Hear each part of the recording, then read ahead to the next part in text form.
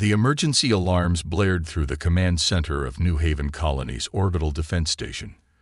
Commander James Miller stood at the main viewport, his weathered face reflecting off the reinforced glass as he watched his fleet move into defensive positions. The Dominion attack force would arrive within hours. And once again, humanity would face an enemy that had superior numbers and technology. Miller ran his hand through his gray hair, thinking about the stories he had heard throughout his 30 years of service.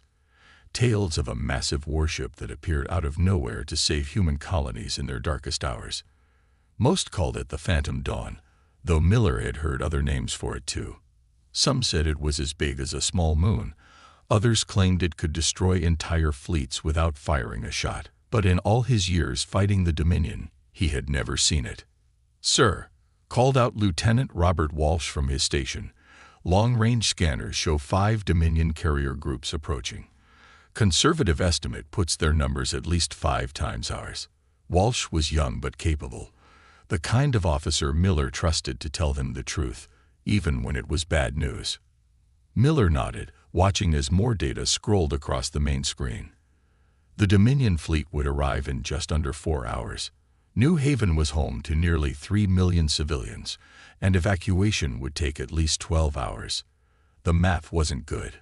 "Begin civilian evacuation immediately," Miller ordered. "Priority to children and medical facilities, and get me a secure channel to Fleet Command." As his crew rushed to carry out his orders, Miller thought about all the times he had heard about the Phantom Dawn. The stories always seemed to come from a friend of a friend, or my cousin who serves in the outer colonies. Never any solid evidence, never any official confirmation. The communication officer's voice cut through his thoughts. "Sir, Fleet Command is not responding. We're getting interference across all standard channels." The young woman's fingers flew across her console. "Wait, sir, we're receiving a transmission. But it's different." Miller walked to her station. "Different how?" "It's using an encryption I've never seen before. Very old, maybe. The computer is having trouble." She stopped as text began appearing on her screen. Miller leaned in close, his eyes widening as he read the message. It was a set of coordinates, followed by a single line of text. "When hope fails, seek the dawn." The coordinates pointed to a location deep in the hollow asteroid field, a dangerous region of space that most ships avoided. "Sir," Walsh called out again, "first wave of civilian transports is launching now, but the Dominion fleet has increased speed. They'll be here in 3 hours, not 4. Miller stood straight, his mind racing. The coordinates could be a trap or a waste of precious time they didn't have. But something about the message felt right. In 30 years, he had learned to trust his instincts. "Walsh, you have command of the evacuation. Get as many civilians out as you can." Miller turned to his navigation officer. "Plot a course to these coordinates. I'm taking the Swift Star." Walsh looked up from his station, surprise clear on his face. "Sir, the Swift Star is our fastest ship, but it's a light cruiser. If you run into any Dominion forces, then I'll die just as dead as I would here," Miller finished. "But if there's even a small chance the stories are true, we have to try. Our people need more than a fighting chance. They need a miracle." As Miller headed for the docking bay, his personal communicator buzzed. A message from Dr. Emma Turner, the colony's head of engineering. "I'm coming with you." He started to type a rejection, then stopped. If they did find something, they might need her expertise. The Swift Star was a beautiful ship, all sleek lines and efficient design.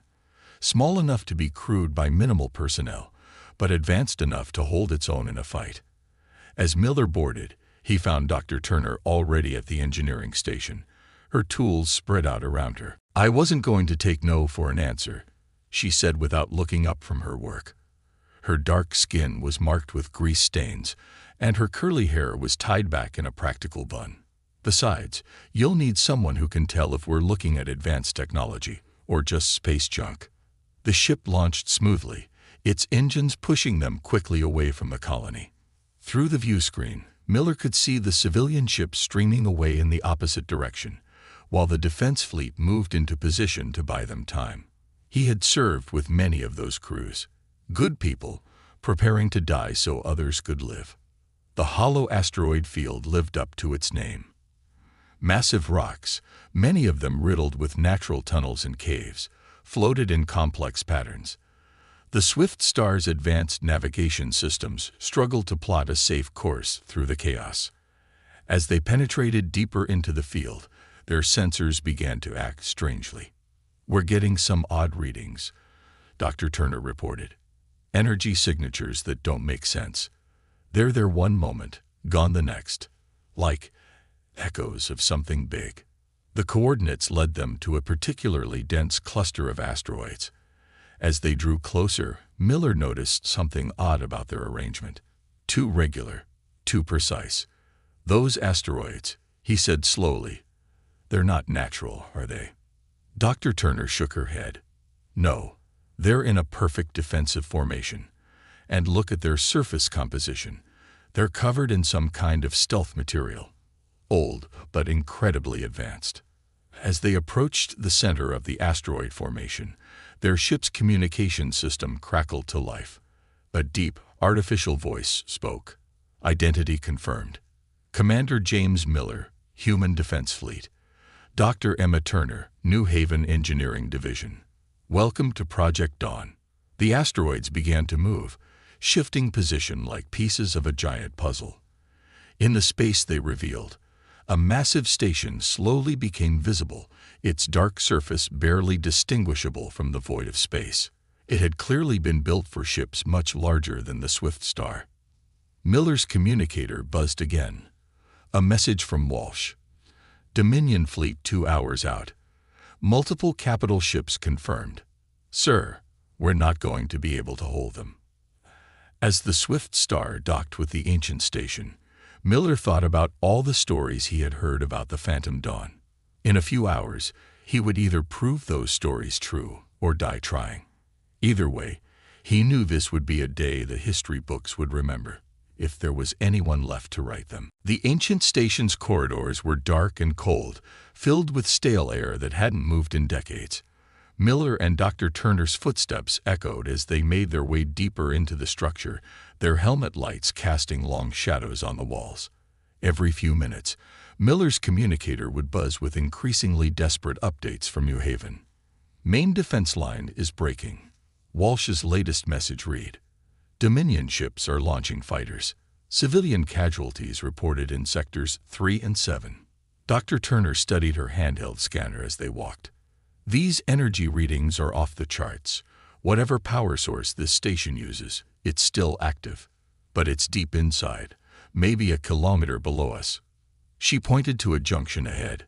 "We should head down." They found a maintenance lift that still worked, its old motors groaning as it carried them into the depths of the station. Miller thought about the millions of people back at New Haven, about the families trying to escape while his fleet fought a losing battle. He had seen too many colonies fall to the Dominion, had written too many letters to families of dead crew members. The lift stopped at a massive door marked Primary Docking Control. It took both of them to turn the manual release wheel. As the door slowly opened, their lights revealed a room filled with ancient but advanced-looking control panels. A large window looked out into darkness. Dr. Turner rushed to the main console. "This technology, it's incredible. Looks like human design, but nothing like what we use today. Give me a few minutes to figure out the power systems." Miller's communicator buzzed again. A video message from Walsh showed chaos in the command center. Alarms blared in the background, and smoke filled the air. "Sir, we've lost the outer defense platforms. Dominion forces have broken through in 3 sectors. Civilian casualties are." An explosion rocked the command center, and the video cut out. "How much longer?" Miller asked, trying to keep the desperation out of his voice. "Almost there." Dr. Turner's fingers flew across the console. "These systems are complicated, but they're responding. Whatever's in that hangar, it's still." She stopped as lights began coming on, not just in the control room, But beyond the window, the darkness outside their window slowly transformed as massive floodlights activated one by one, revealing a sight that made both of them gasp. A ship hung in the massive space, held by docking clamps that looked like the fingers of a giant hand. It was enormous, easily 3 times the size of the largest human battleship Miller had ever seen. Its hull was dark and angular, covered in weapon systems unlike anything in the current human fleet. "The Phantom Dawn," Miller whispered. "It's real. And it's powered up," Dr. Turner added, her eyes wide as she read the displays. "The reactor is active, just in low power mode. Life support, weapons, all systems are functional. It's been waiting here all this time, like a sword in its scabbard." A new voice filled the room, coming from the station speakers. It was smooth and artificial, but carried a note of authority. "Welcome, Commander Miller. I am Atlas, the artificial intelligence of the Phantom Dawn. You have arrived at a critical moment." Miller stepped forward. "We need your help. The colony of New Haven is under attack. Millions of lives are at stake." "I am aware of the situation," Atlas replied. "I have been monitoring communications. However, you should understand what you are asking. The Phantom Dawn was sealed here for a reason. Its power could change the nature of this war." Another message from Walsh appeared. "Multiple breaches in the colony's hull. Emergency force fields failing. Estimate 30 minutes until total defense failure." "It's been an honor, sir." "We don't have time for philosophy," Miller said to Atlas. "Right now, I need to know 2 things.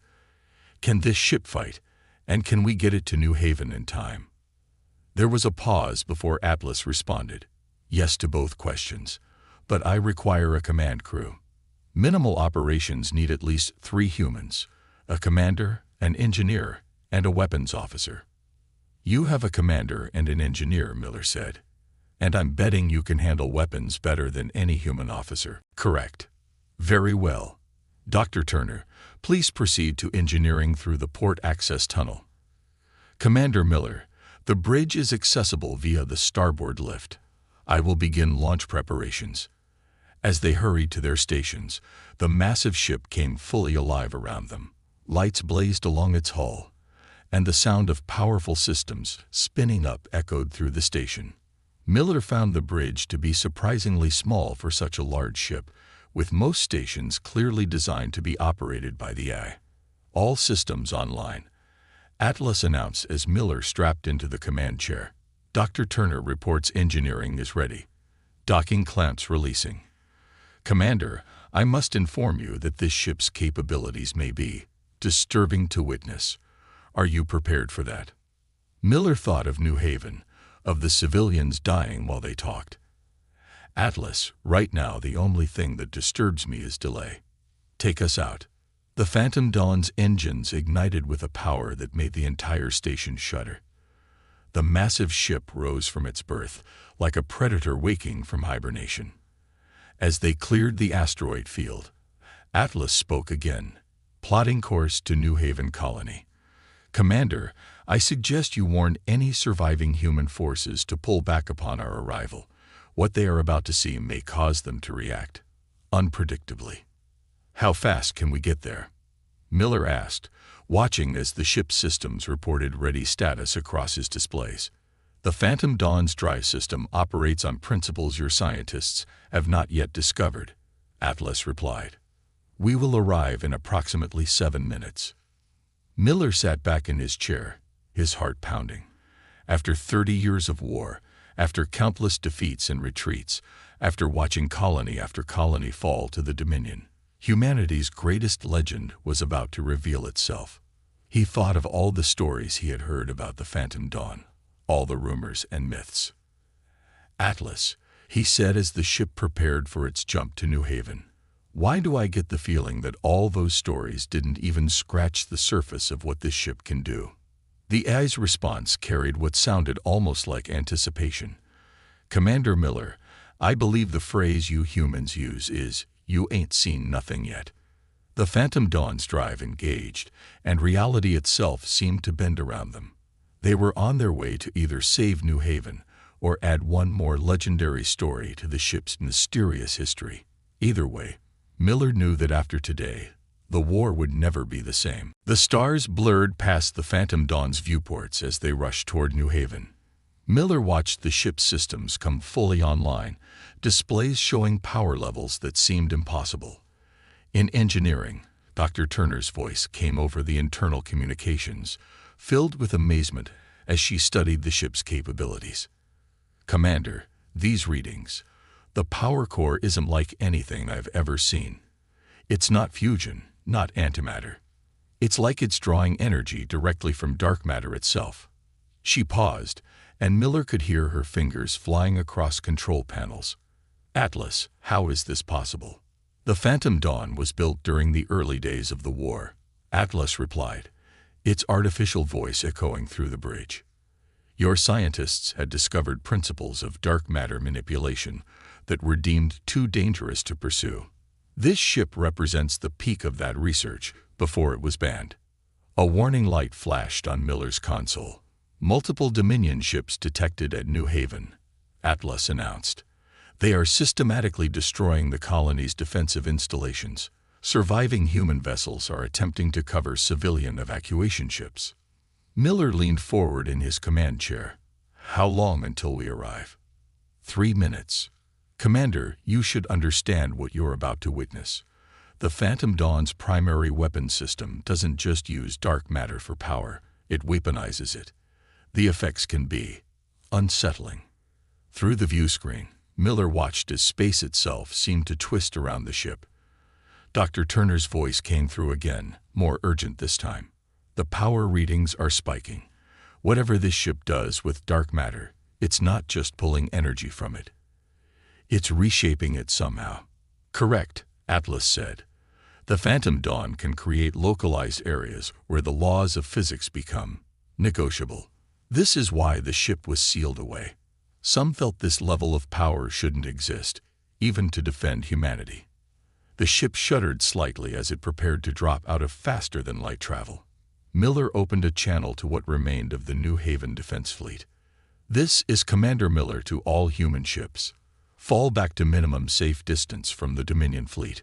I repeat, clear the engagement zone immediately." "Approaching New Haven space," Atlas announced. "Dominion fleet consists of 27 capital ships and approximately 200 support vessels. They are launching a final assault on the colony's main habitat ring." Miller thought of all the civilians still trapped there, of Walsh and his crew fighting a hopeless battle. "Atlas, how many of our ships are still out there?" 7 operational vessels remaining. They are withdrawing as ordered, though with some reluctance. The Dominion fleet is tracking our approach. They appear confused. The Phantom Dawn dropped out of faster-than-light travel directly above the Dominion fleet. For a moment, everything seemed to freeze. The massive human ship, 3 times larger than anything humanity had ever fielded, cast a shadow over the enemy vessels. Miller could imagine the chaos on their bridges as they tried to understand what they were seeing. "Dominion flagship is broadcasting," Atlas reported. "Admiral Krell wishes to speak with us." Miller nodded. "Put him through." A harsh voice filled the bridge. "Unknown vessel, you enter a combat zone. Your design is not in our database, but your energy signature reads as human. Surrender immediately or be destroyed with the rest of this pathetic colony." Miller looked at his tactical display. The Dominion ships were moving to surround them, their weapons charging. On the colony below, he could see explosions as the enemy continued their assault. His response was calm but firm. "This is Commander James Miller of the Human Defense Fleet. I suggest you check your older databases. Look for references to the Phantom Dawn." There was a long pause. When Krell's voice returned, it carried a note of uncertainty. "The Phantom Dawn is a myth, human propaganda. You expect us to believe." "Atlas." Miller cut him off. "Show them what this ship can do. Target their lead destroyer." "With pleasure, Commander." The AI's voice carried an almost eager tone. "Engaging dark matter manipulation systems." The space around the Dominion destroyer began to distort. It was subtle at first. a shimmer in the void, like heat waves rising from hot ground. Then reality itself seemed to fold around the ship. The destroyer's shields flared and died, unable to defend against something that attacked the fabric of space itself. By the void, Krell's voice whispered, "All ships, open fire. Destroy that abomination." The Dominion fleet responded with everything they had. Energy weapons, projectiles, and torpedoes streaked toward the Phantom Dawn. But instead of impacting the ship's shields, they seemed to vanish into ripples of distorted space around the hull. The Phantom Dawn's dark matter field is absorbing their attacks, Dr. Turner reported from engineering, her voice filled with awe. It's not just blocking them, it's collecting their energy. Correct, Atlas confirmed. And now, we return their power to them, modified by our field. The space around the Phantom Dawn rippled again, and the absorbed energy lashed out at the Dominion fleet. But it was changed, twisted by the dark matter field into something that ignored shields and armor as if they didn't exist. 3 Dominion cruisers simply ceased to exist, the space they occupied folding in on itself. Multiple enemy ships are attempting to retreat, Atlas reported. Their sensors cannot comprehend our defense systems. They are, to use a human phrase, shooting blind. Miller watched as the mighty Dominion fleet began to break apart under the Phantom Dawn's assault. Ships that had terrorized human space for decades were now fleeing from a legend come to life. But he also saw something disturbing in the way space itself warped and twisted at the ship's command. "Atlas," he said quietly, "I understand now why this ship was sealed away. This kind of power, it changes everything about how we think of warfare." "Yes," the AI replied. "The question now becomes, what will humanity do with this power, now that it has been awakened again?" As the last Dominion ships fled or fell, Miller looked down at New Haven. The colony was damaged, but intact, its people saved by a myth that turned out to be real. But he knew that after today, everything would change. The war, the balance of power, perhaps even humanity's understanding of physics itself, none of it would ever be the same. The Phantom Dawn had awakened, and the galaxy would tremble at its rise. The surviving Dominion ships regrouped at the edge of the New Haven system, their formation ragged and uncertain. Through the Phantom Dawn's advanced sensors, Miller could see their crews scrambling to repair damage and make sense of what had just happened to them. Admiral Krell's flagship remained at the front of their fleet, but it had pulled back to a safer distance. "They're preparing for another attack," Atlas announced, its artificial voice calm despite the tension. "Their sensors are actively scanning us, attempting to understand our defensive systems. Admiral Krell is adapting his strategy." Dr. Turner's voice came up from engineering, excitement mixing with concern. "Commander, the dark matter systems are still charging from their last assault. We absorbed enough energy to power a small colony for a year, but these power levels, they're not meant to be sustained for long periods." Miller watched as more data scrolled across his command display. The Phantom Dawn had already destroyed or disabled a third of the Dominion fleet, but the remaining ships were regrouping with purpose. "Atlas, what are they doing?" "They are attempting to calculate a safe attack vector. Their tactical computers are running scenarios." "Interesting. They believe our dark matter field has a limited range. They are not entirely incorrect." The Dominion ships began to move, spreading out in a complex pattern.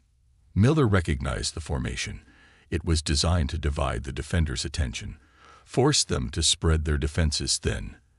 "They're going to try to overwhelm us from multiple angles." "A logical strategy," Atlas agreed.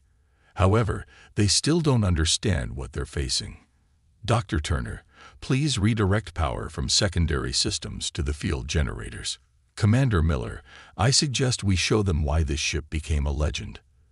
The Dominion fleet launched their attack. Hundreds of energy beams and projectiles approached from all directions, too many for any normal ship to track. But the Phantom Dawn was far from normal.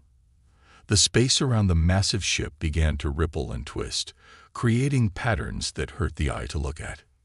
"Multiple contacts incoming," Atlas reported. Field generators at maximum capacity, preparing to redirect their energy. Miller watched in awe as the Phantom Dawn's dark matter field caught the incoming fire. Instead of explosive impacts, the attacks seemed to spiral into invisible whirlpools that formed around the ship. Dr. Turner's excited voice filled the bridge again. The field is working perfectly. It's not just stopping their attacks. It's converting the energy into forms we can use. Atlas, the power readings are incredible. Indeed, the eye replied. Now observe what happens when we return their power to them, modified by our understanding of dark matter physics. The space around the Phantom Dawn seemed to fold in on itself, and then unfold in impossible ways. The absorbed energy lashed out at the Dominion fleet, but it wasn't simple returned fire. Where the energy touched enemy ships, reality itself seemed to hiccup.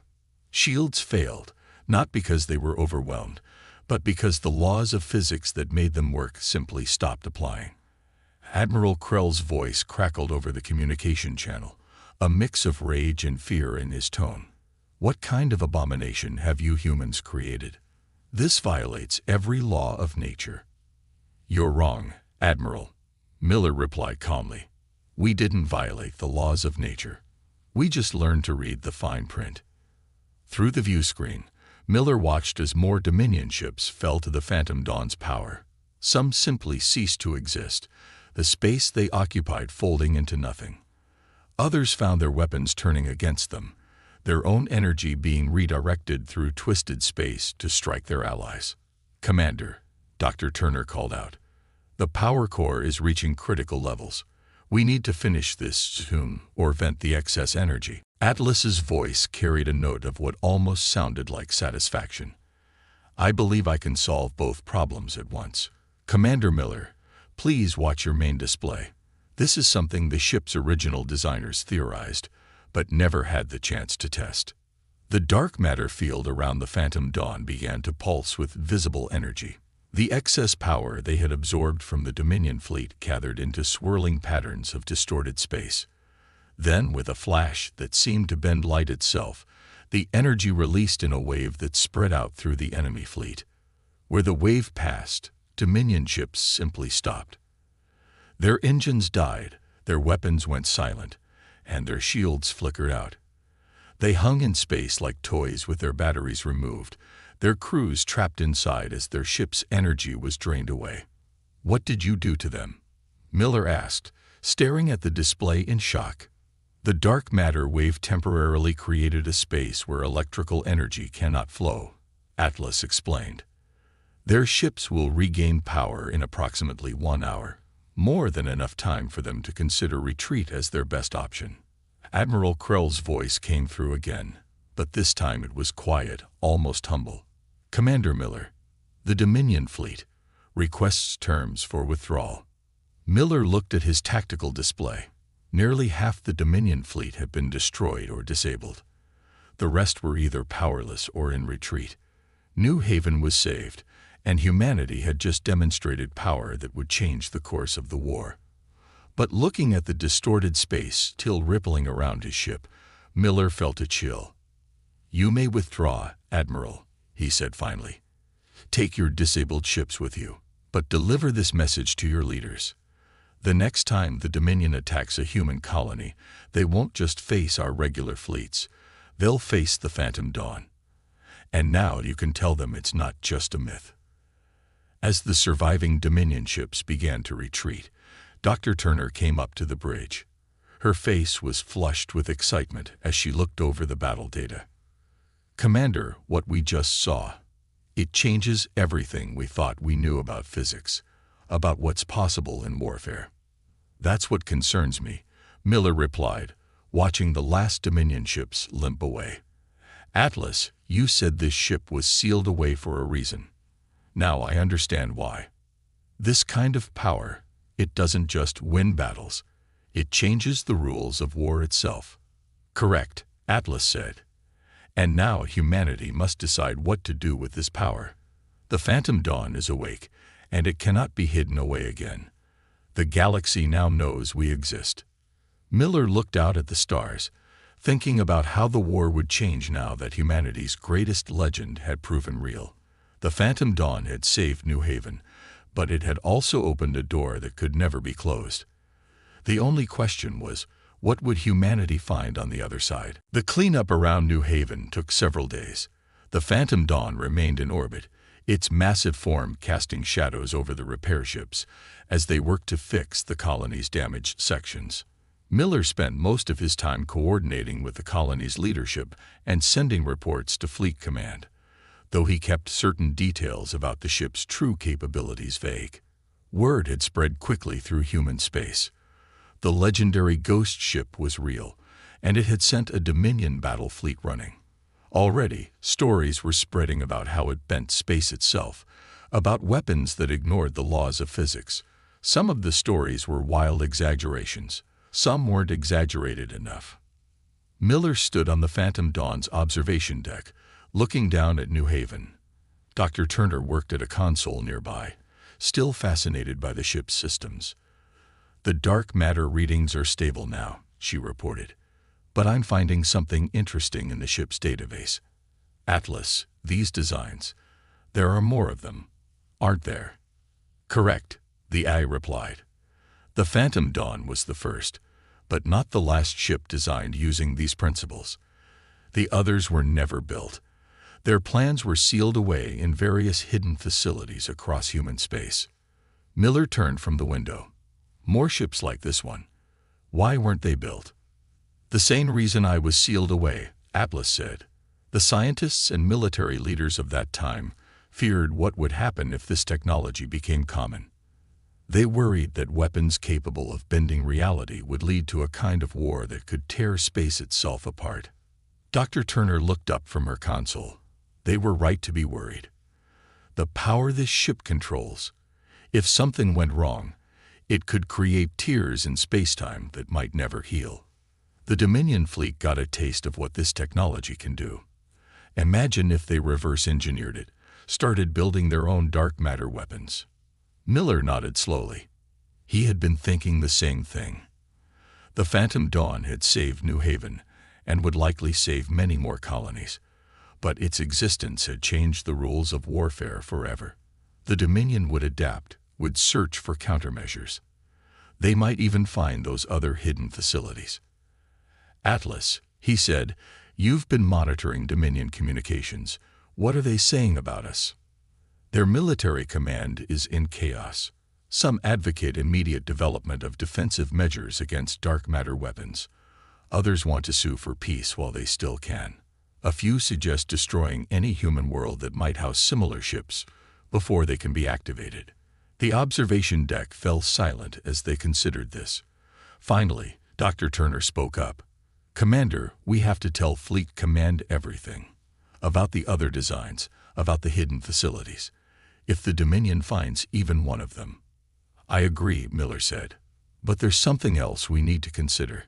Atlas, you said the ship's designers feared what would happen if this technology became common. But now that the Phantom Dawn is active, that knowledge is out there. We can't put it back in the box." "No," Atlas agreed. "But you can choose how to use it. The Phantom Dawn systems were not designed solely for destruction. The ability to manipulate dark matter, to bend space itself. These technologies could revolutionize human civilization. They could make faster-than-light travel more efficient, create energy sources that would never run dry, even terraform worlds thought uninhabitable." Dr. Turner's eyes lit up at the possibilities. "We could establish colonies in places the Dominion would never think to look. Build ships that could cross the galaxy in weeks instead of years. The applications for peaceful use are endless." Miller walked to the main console, studying the display of New Haven below. The colony's lights shone brightly against the darkness of space, its people safe, because a myth had proven real. But myths, he knew, often carried warnings along with their power. "We need to find those other facilities," he said finally. "Not to build weapons, but to understand what else this technology can do. The Dominion needs to know we have this power, but they also need to know we won't use it recklessly." "A wise choice," Atlas said. "There is something else you should know. The Phantom Dawn's creators left more than just ship designs in those hidden facilities. They left messages, warnings, and discoveries that went far beyond weapons. They saw a future where humanity could either destroy itself with this power or use it to become something greater. Dr. Turner moved to another console, her fingers flying over the controls. "I'm detecting strange energy signatures from deep space, similar to the Phantom Dawn's power core, but much fainter." "Atlas, are these?" "Yes, the other facilities are calling out. They recognize that their time has come. The question is, what will humanity do with what they find inside them?" Miller thought about everything that had happened. A legend had come to life and saved his people, but it had also opened the door to power that could reshape the galaxy. Now humanity had to choose what to do with that power. "We'll find those facilities," he said, "but we'll do it carefully, thoughtfully." The Phantom Dawn wasn't just sealed away because it was powerful. It was sealed away because humanity wasn't ready for its power. Maybe now we are, or maybe now we don't have a choice. He looked out at the stars, thinking about how many other myths might be waiting out there, how many other secrets humanity's ancestors had hidden away until they were needed. The war had changed today, but so had humanity's future. The Phantom Dawn had shown them what was possible. "Atlas," he said, "set a course for Fleet Command. It's time to tell them everything. And then we have some facilities to find." The massive ship's engines hummed to life, its dark matter systems creating ripples in space that were barely visible to the eye. As they left New Haven behind, Miller knew that the legend of the Phantom Dawn was only beginning. The myth had become reality, and reality, he had learned, was often stranger than any story they could tell about it.